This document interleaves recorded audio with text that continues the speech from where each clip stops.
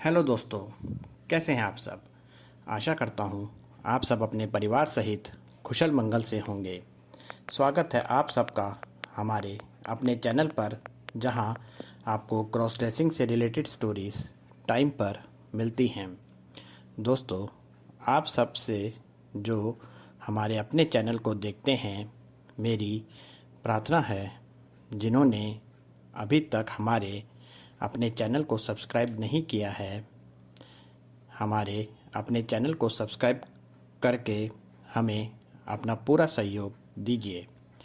आपका एक सब्सक्राइब हमें प्रेरणा से भर देता है। तो चलिए चलते हैं अपनी कहानी की ओर।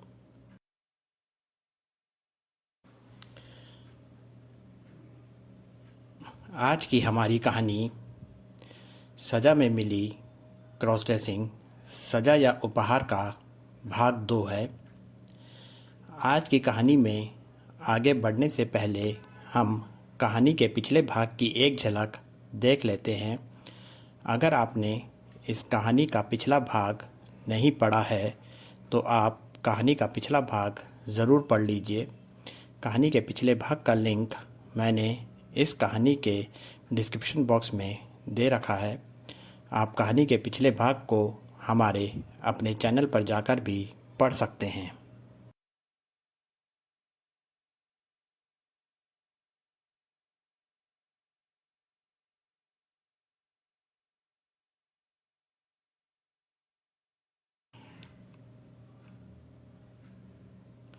कहानी का पिछला भाग। हमारी कहानी कमल नाम के एक मासूम और कोमल दिल वाले लड़के की कहानी है, जिसका बचपन अनाथ आश्रम में बीता है। उसके हम उम्र के दोस्त उसके कोमल स्वभाव का हमेशा मजाक बनाते हैं और उसको अपने से अलग रखते हैं। लड़कों से ज़्यादा कमल को लड़कियों की दोस्ती पसंद है। इसी पसंद के कारण कमल को अपनी सहेलियों की तरह रहना, उनकी तरह के कपड़े पहनना और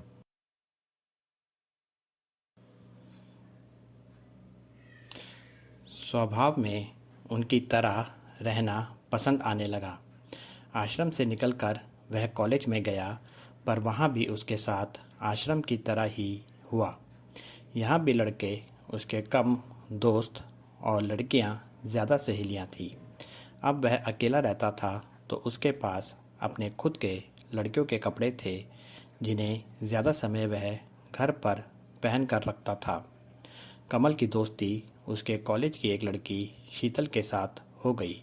शीतल उसके लिए कॉलेज के लड़कों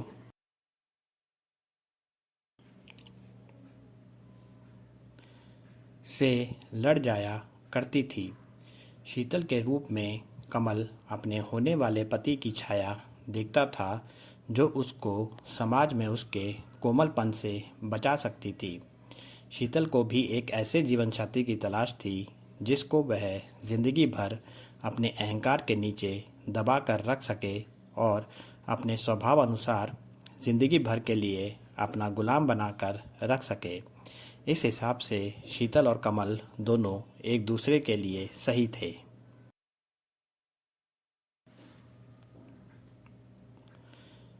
अब यहाँ से आगे की कहानी। शीतल कमल को अपने परिवार से मिलवाने ले गई। कमल का कोमलपन यहाँ भी किसी से नहीं छुपा था। शीतल का परिवार कमल के स्वभाव को समझ गया था। दोनों का एक दूसरे के पूरक होने के कारण शीतल के परिवार वाले शीतल और कमल की शादी के लिए तैयार हो गए। शीतल के पिताजी का बहुत बड़ा व्यापार था, इसलिए यह तय हुआ कि शादी के बाद शीतल अपने पिताजी का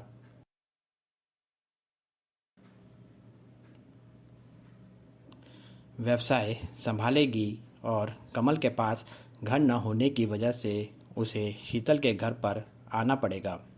कमल और शीतल की शादी हो गई और कमल शीतल के घर पर आ गया। इस मकान में सिर्फ कमल और शीतल ही रहते थे। शीतल ने अपने स्वभाव अनुसार अपने रंग कमल को पहले ही दिन से दिखाने शुरू कर दिए। दोनों की जिंदगी से जुड़ा हुआ हर फैसला शीतल ही लिया करती थी। बाहर के सारे काम शीतल ही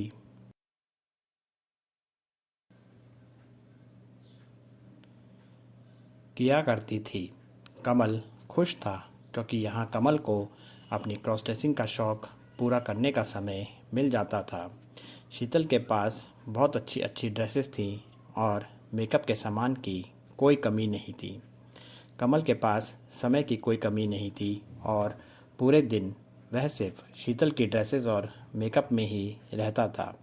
शीतल छोटी छोटी बातों पर कमल से गुस्सा हो जाया करती थी। कमल शीतल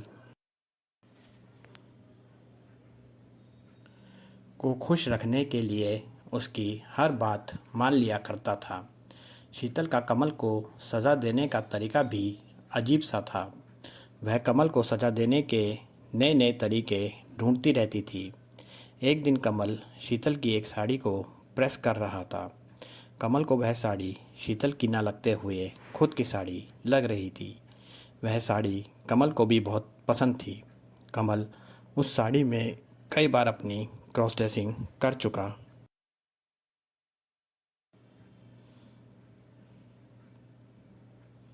था।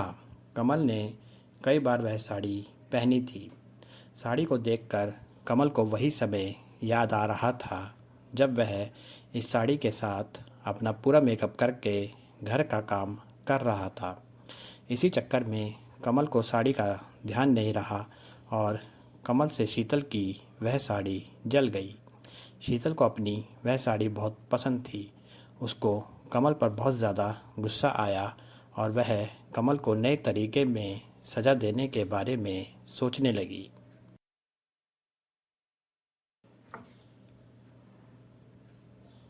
शीतल ने कमल के लिए एक अनोखी मगर कमल को पसंद की सज़ा ढूंढ ली थी।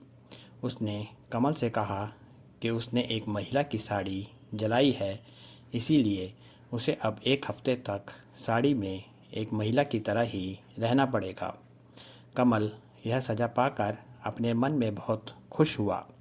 अकेले में तो वह साड़ी पहनता ही था, अब उसको शीतल के सामने भी साड़ी पहनने को मिलेगी, यही सोचकर वह बहुत खुश था। फिर भी उसने शीतल से माफ़ी मांगी और इस सज़ा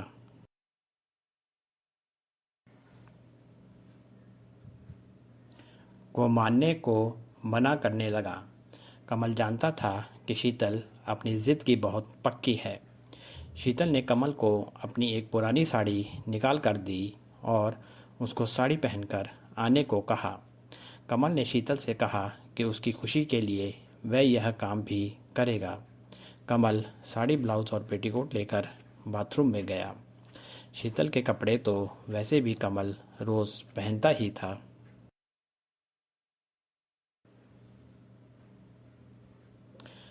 उसके पतले शरीर के कारण उसको शीतल के कपड़े सही भी आते थे। कमल साड़ी पहनना अच्छी तरह से जानता था, पर उसकी एक ख्वाहिश थी जो हर एक क्रॉस ड्रेसर की होती है। वह चाहता था कि शीतल खुद उसको साड़ी पहनाए और उसका मेकअप भी करे। इसलिए वह उल्टे सीधे तरीके से साड़ी को लपेटकर बाहर आ गया। शीतल गुस्से में थी, फिर भी जब उसने कमल को उल्टे सीधे तरीके से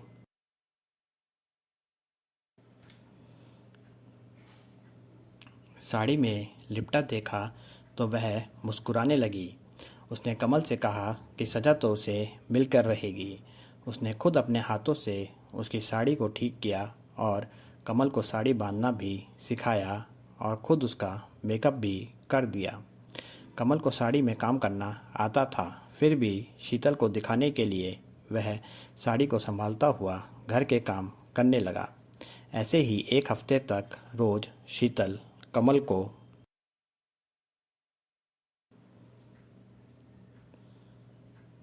साड़ी पहनाकर उसका मेकअप करती और कमल शीतल के सामने ही साड़ी में काम करता। एक हफ्ते बाद कमल को इस बात का दुख था कि उसको अब अपने कपड़े दोबारा पहनने पड़ेंगे, पर ऐसा कुछ हुआ जिसकी उम्मीद कमल को बिल्कुल नहीं थी। एक हफ्ते बाद जब कमल ने अपने कपड़े शीतल के सामने पहने तो शीतल ने कमल को डांट दिया। वह बोली कि उसको अपनी दी हुई यह सज़ा बहुत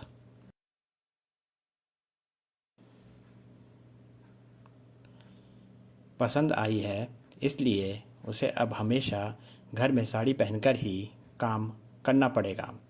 कमल के लिए तो यह मन की मुराद पूरी होना जैसा था। जो क्रॉस ड्रेसिंग वह अभी तक शीतल से छुप छुप कर रहा था, वही क्रॉस ड्रेसिंग अब वह शीतल के सामने कर सकता था। शीतल कमल को एक स्त्री का रूप देना चाहती थी, इसलिए शीतल ने एक ब्यूटिशियन को घर बुलाकर कमल के नाक और कान छिदवा दिए और अपनी कुछ पुरानी सलवार कमीज और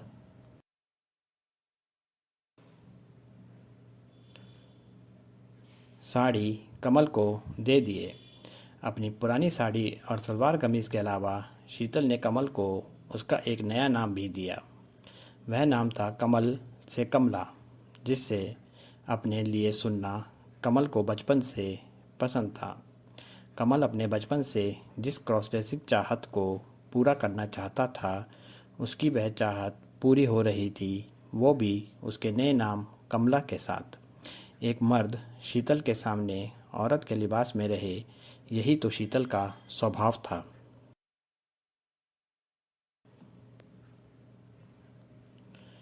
वहीं कमल भी एक औरत के सामने खुद औरत के रूप में रहना चाहता था।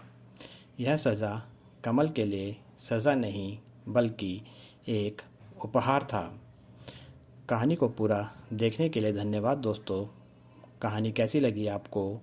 कहानी को लाइक और कमेंट करके बताइएगा। मिलते हैं नई कहानी के साथ जल्दी ही। आपका अपना नयन भास्कर।